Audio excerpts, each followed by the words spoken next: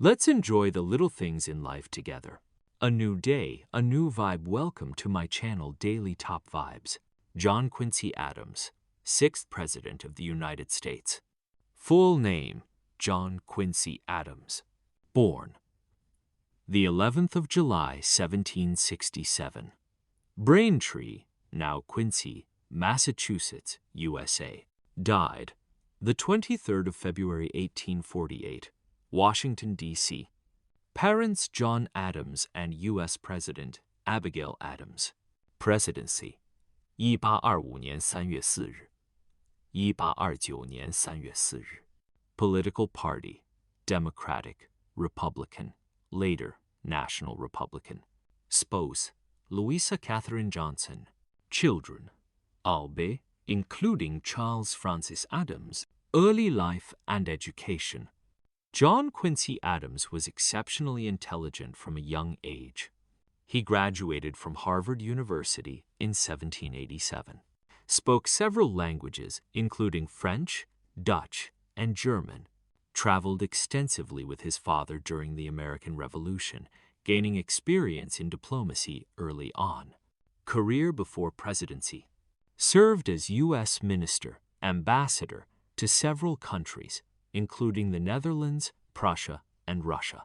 Helped negotiate the Treaty of Ghent, 1814, which ended the War of 1812. Served as Secretary of State under President James Monroe, where he helped develop the Monroe Doctrine, a major U.S. foreign policy statement. Presidency 1825 1829.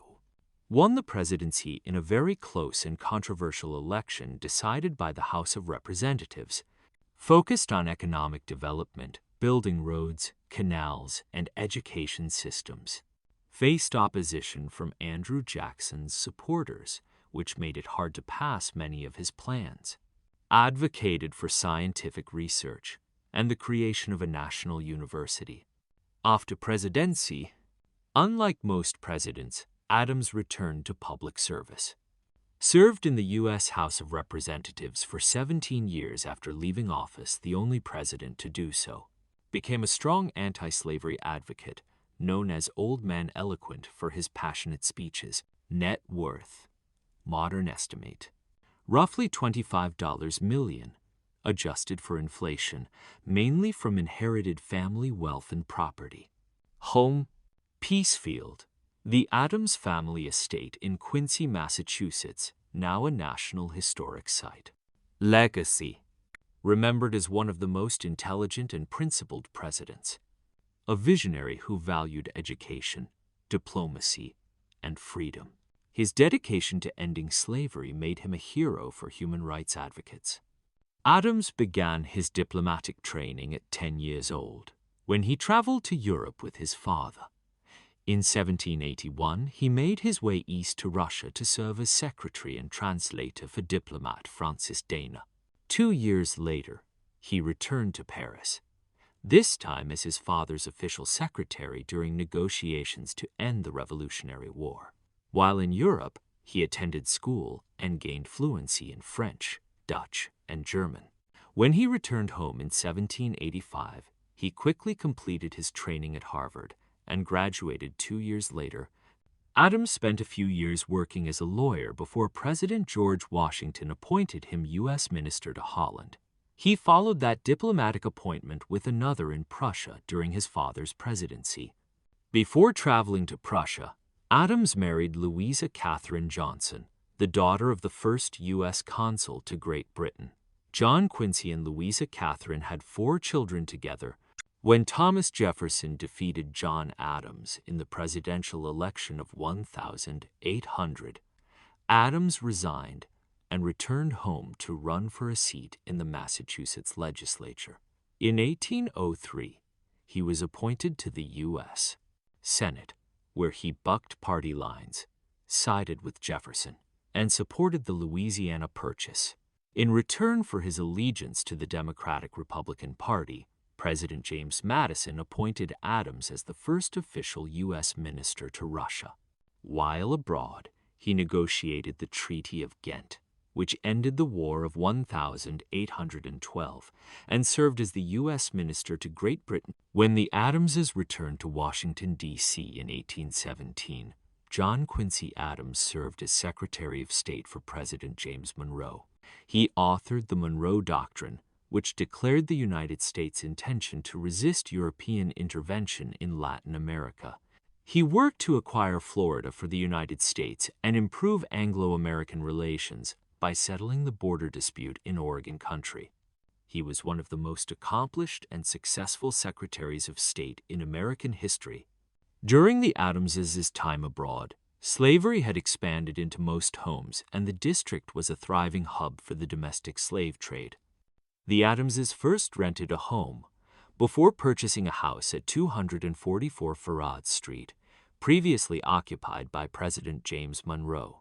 They were surrounded by enslaved people and the slave trade. They lived 1 block from the Washington jail that served as a prison and slave pen. Their close friends and neighbors owned enslaved people, and they attended parties and diplomatic events hosted by many prominent slave-owning families, including the Taylors and Calhouns parties made possible by enslaved labor. In 1824, Adams won a bitter election over Andrew Jackson. As president, Adams advocated for internal improvements, such as a national road and a network of canals. Most of his proposals were ahead of his time and rejected by Congress. While the Adamses lived in the White House, Louisa Catherine's niece and nephew lived with them, and they brought 2 enslaved people, Halsey and Rachel Clark, that they had inherited from their father. While Adams opposed slavery as a political issue, the enslaved individuals inherited by his niece and nephew likely offered a relationship of convenience. He did not have to purchase them, he did not have to pay someone for their labor, and he avoided hiring additional wage-earning servants. Retirement from public life was short-lived. 2 years later, he ran for a seat in the U.S. House of Representatives and spent the next 2 decades railing against slavery, the power of the slaveocracy, and the gag rule that stifled debate on the issue in Congress. Because of his age and personal history of service, Southerners could not threaten him with physical violence like they did to other Northern congressmen, which Adams knew and enjoyed immensely as he exploited this privileged position. In 1841, he argued in front of the Supreme Court in the United States versus Amistad case and won the release of enslaved African captives.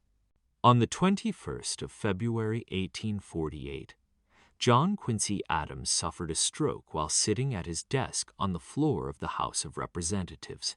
He was moved to the Speaker's room in the Capitol building when he fell into a coma. He died 2 days later on the 23rd of February 1848. That's it for today's video. If you enjoyed it, don't forget to like, comment, and subscribe with the bell icon.